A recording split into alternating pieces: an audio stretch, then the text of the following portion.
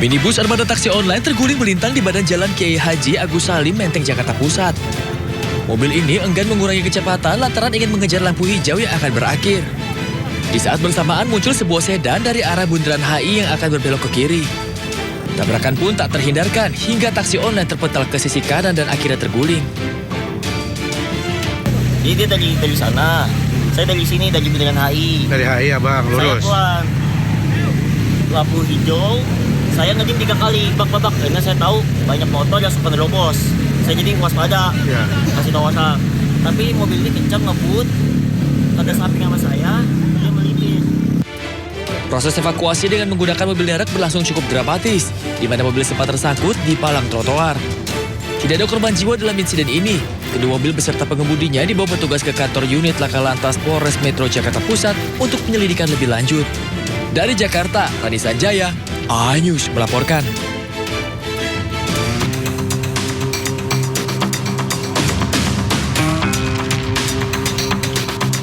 Inilah hamparan busa yang muncul di aliran Kali Krukut Penjaringan, Jakarta Utara, Senin kemarin, yang muncul di dekat pintu air Pakin. Busa yang cukup tebal dan banyak ini melintasi kali yang tidak jauh dari permukiman warga. Selain busa, air kali juga berwarna hitam dan berminyak.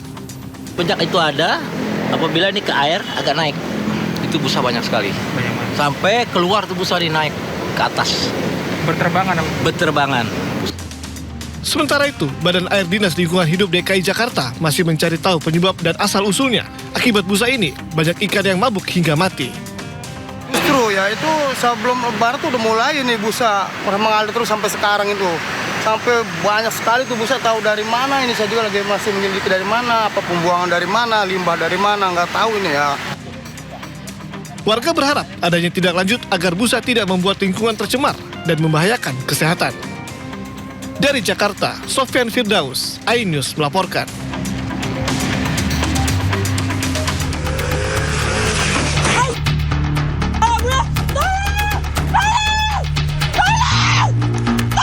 Seorang pria ditabrak oleh 2 remaja yang berboncengan menggunakan sepeda motor di Kelurahan Kampung Salo, Kota Kendari, Sulawesi Tenggara.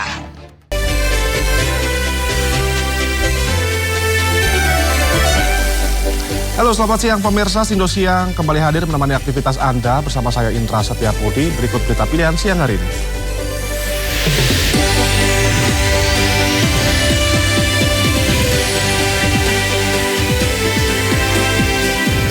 Belasan sepeda motor dan 2 mobil diangkut petugas karena kedapatan parkir di trotoar saat di jalan razia.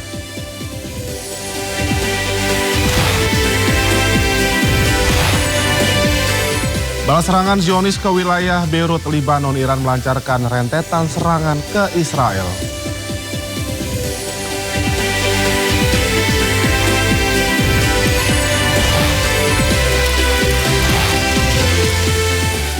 KPK segel sejumlah ruangan pemerintah Kabupaten Muara Enim, Sumatera Selatan, menyusul OTT Bupati Muara Enim, Edison.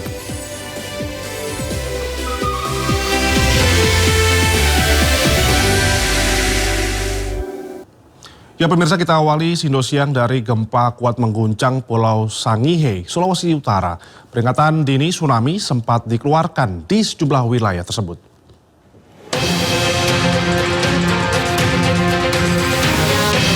Gempa magnitudo 7,7 mengguncang wilayah barat laut Tahuna, Kepulauan Sangihe, Sulawesi Utara dengan kedalaman 105 km.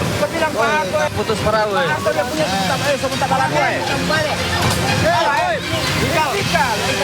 Kuatnya guncangan membuat BMKG mengeluarkan peringatan dini tsunami untuk wilayah Gorontalo, Kalimantan Timur, Maluku Utara, Sulawesi Tengah, dan sejumlah wilayah di Sulawesi Utara. Di Manado, sejumlah pasien serta keluarga di rumah sakit Siloam panik dan berlari keluar ruangan saat gempa terasa kuat. Mereka kemudian dievakuasi ke area lobi untuk mengantisipasi gempa susulan. Dalam keterangan persnya, BMKG menyebut tsunami dengan ketinggian sekitar 19 cm tercatat di 3 wilayah, yaitu Gedi, Maluku Utara, Ulusia, dan Melonguane. Dalam waktu kurang dari 3 menit itu peringatan dini pertama sudah dirilis, kemudian peringatan dini kedua itu harus dirilis kurang dari 10 menit. Tadi sudah disampaikan 8 menit pertama sudah langsung dirilis untuk peringatan dini kedua. Kami terus memantau dan kepada masyarakat agar terus bersiaga, memantau kondisi dan tidak mendekati daerah perairan, baik itu laut maupun sungai. Hingga saat ini belum ada laporan kerusakan akibat tsunami dan BMKG telah mencabut peringatan dini. Tim Liputan iNews melaporkan. Gempa berkekuatan 7,7 magnitudo mengguncang Sulawesi Utara. Sejumlah warga panik menyelamatkan diri.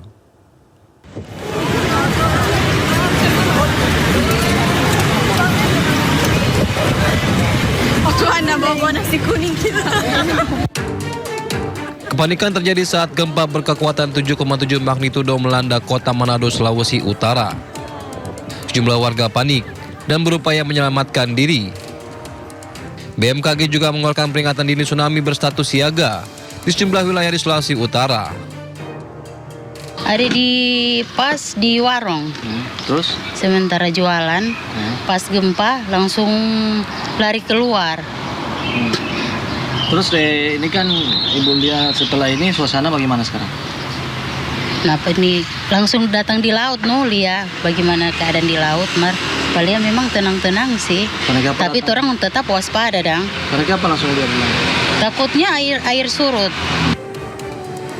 Gempa berkekuatan 7,7 magnitudo ini berpusat di 236 km dari Kabupaten Sangihe dengan kedalaman 106 km.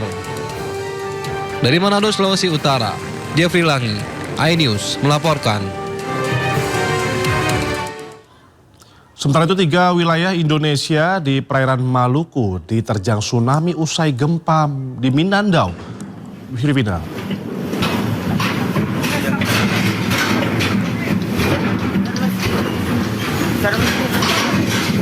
Dalam jumpa pers BMKG, tsunami dengan ketinggian 0,19 meter terjadi di 3 wilayah Indonesia akibat gempa di Pulau Mindanao, Filipina. 3 wilayah yang diterjang tsunami, Maluku Utara, Indonesia, dan Maluku Ane, dan tidak menimbulkan kerusakan.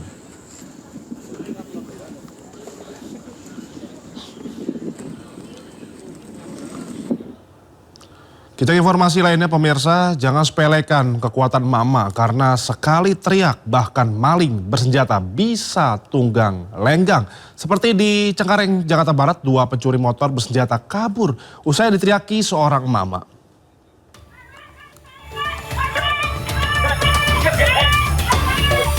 Kamera pengawas merekam 2 pencuri di Rawabuaya, Cengkareng, Jakarta Barat yang sedang mengincar motor milik seorang emak-emak.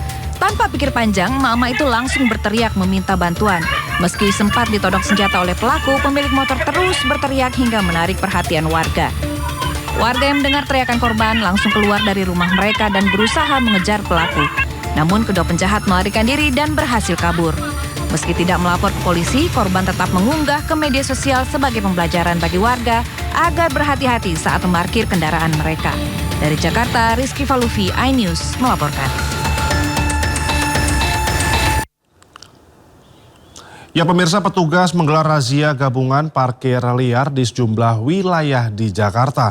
Dan untuk mengetahui situasi terkini parkir liar di kawasan RSCM Jakarta, kami sudah terhubung dengan rekan kami, Yasmin Atania, bersama juru kamera Dimas Winardi. Selamat pagi Yasmin, apakah parkir liar masih ada di sana setelah kemarin telah dilakukan razia parkir gabungan? Silakan laporan Anda Kak Yasmin. Yasmin. Ya pemirsa, saat ini saya berada di kawasan sekitaran RSCM Jakarta Pusat.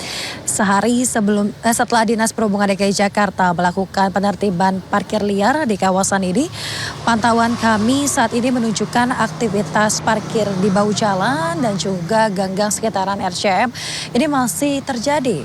Saat ini pun tidak terlihat keberadaan petugas yang berjaga.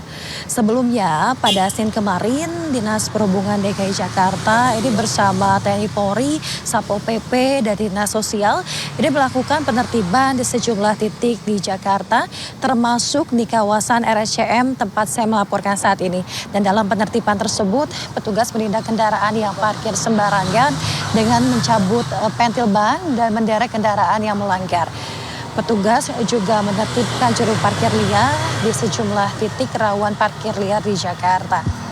Nah, pemirsa, Pemprov DKI Jakarta menyatakan ini akan meningkatkan pengawasan agar praktik parkir liar ini tidak kembali terjadi.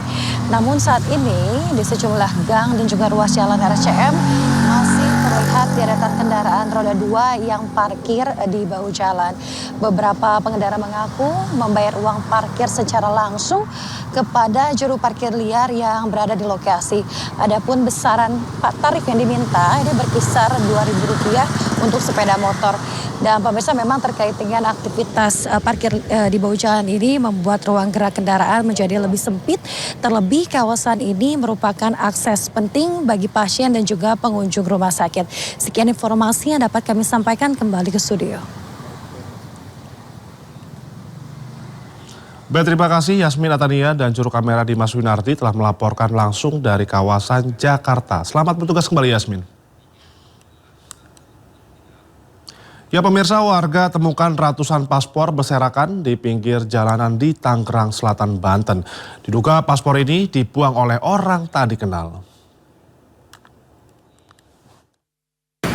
Adanya temuan sampul atau bekas paspor lama yang viral di media sosial saat seorang warga menemukan ratusan paspor berserakan di Jalan Letnan Sutopo Serpong, Tangerang Selatan, Banten. Beberapa paspor ternyata sudah dalam kondisi kadaluarsa. Diduga paspor yang berisikan data pribadi ini dibuang oleh orang tak dikenal. Kenapa saya penasaran ingin cek tentang kondisi paspor tersebut? Karena paspor setahu saya adalah dokumen penting, walaupun itu bekas, limbah atau apapun, karena mengandung unsur data-data pribadi dan merupakan dokumen yang dikeluarkan oleh negara, selayaknya harusnya walaupun limbah dimusnahkan. Sementara itu, kasus penemuan paspor ini pun kini ditangani pihak imigrasi dan Polres Tangerang Selatan. Dari Tangerang Selatan, Banten, Nunung Purnomo, iNews melaporkan. Petugas gabungan mengagalkan upaya penyelundupan narkotika internasional jaringan Rusia di Kabupaten Bangli, Bali. Petugas menyita barang bukti berupa 7,8 kg hasis yang dibawa oleh 2 warga negara asing asal Rusia tersebut.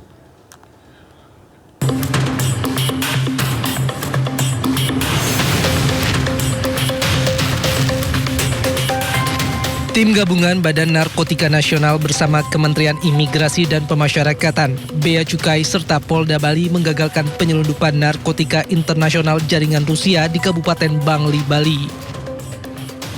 Pengungkapan bermula dari informasi Bea dan Cukai Soekarno-Hatta terkait adanya tas koper berisi ganja asal Thailand yang dibawa oleh seorang penumpang wanita asal Rusia. Usai mendarat di Jakarta, pelaku menuju Pelabuhan Ketapang dan menyeberang ke Bali. Setibanya di Pelabuhan Gilimanuk, pelaku dijemput oleh rekannya seorang pria asal Rusia. Pelarian pelaku terhenti setelah petugas berhasil mengadang dan menangkap pelaku di kawasan Bangli. Dari pelaku, BNN menyita barang bukti narkotika berupa hasis atau bentuk padatan dari tanaman ganja dengan berat 7,8 kg. Pelaku berjumlah 2 orang, warga negara asing, inisial KK, perempuan di usia 52 tahun dan satu lagi SK, laki-laki berusia 40 tahun. Dan ini merupakan kerjasama yang baik antar kementerian lembaga, di mana barang bukti berupa hasis kurang lebih 7,8 kg. Petugas masih memburu kemungkinan adanya pelaku lain dari jaringan Rusia yang masih berada di Bali. Dari Denpasar, Bali, Indira Ari, iNews melaporkan. Saat dilakukan penggeledahan, tim menemukan 5 bungkus narkotika jenis sabu dengan berat sekitar 5 kg yang disembunyikan di dalam sebuah tas. Berdasarkan hasil pemeriksaan awal, tersangka mengaku diperintahkan oleh seorang pengendali berinisial A yang saat ini berstatus DPO. Tersangka berangkat dari Jawa Timur menuju Riau untuk mengambil narkotika tersebut dan membawa kembali ke wilayah Madura melalui jalan darat.